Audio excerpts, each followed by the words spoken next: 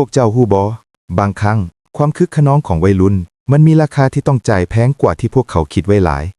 มีเหตุการณ์หนึ่งที่น่าเศร้าใจแฮงเมื่อมีวัยรุ่นหญิงกลุ่มหนึ่งพากันไปลุมตีผู้หญิงคนเดียวแบบบ่ยั้งมือจนฝ่ายถือกระทำนั้นบาดเจ็บสาหัสและต้องหามส่งห้องหมอในตอนที่กำลังลงมือพวกเขาอาจจะรู้สึกสะใจรู้สึกว่าตนเองมีพวกหลายแล้วจะเฮ็ดหยังก็ได้แต่พวกเจ้าฮู้บ่ภาพที่ตัดมาหลังจากนั้นมันบ่ได้มีความเก่งคือตอนที่ลุมตีเขาเลย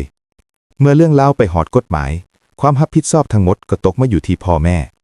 ข่อยได้ไปเห็นสภาพเฮือนของกลุ่มวัยรุ่นที่ไปตีเขานั่นบอกเลยว่าสลดใจแฮง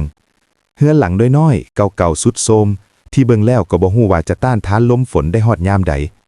พ่อแม่ที่หลังคดหลังแข็งเฮ็ดเวียกหาเช้ากินค่ำเพื่อประคับประคองครอบครัวให้รอดไปแต่ละมื้อ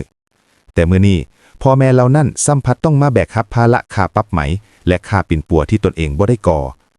เงินที่ควรจะเอามาซื้อข้าวกินหรือซ่อมแปลงเฮือนที่เกือบจะล่มแหล่บ่ล่มแหล่ผัดต้องได้เอามาใช้หนี้แทนความผิดของลูกสาว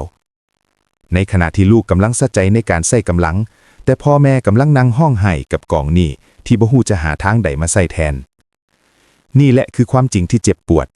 ความเก่งในทางที่ผิดมันบ่ได้สร้างบารมีให้ไผเลยมันมีแต่สร้างความทุกข์ระทมให้กับคนที่ฮักเฮาที่สุดในชีวิตขอให้เรื่องนี้เป็นอุทาหรณ์ให้วัยรุ่นทุกคนก่อนจะยกมือขึ้นเฮ็ดให้ไผให้เบิ่งหน้าพ่อแม่และเบิ่งสภาพเฮือนของตนเองก่อนว่าพวกเพิ่นไหวแท้บ่กับสิ่งที่เจ้ากำลังจะเฮ็ดลงไป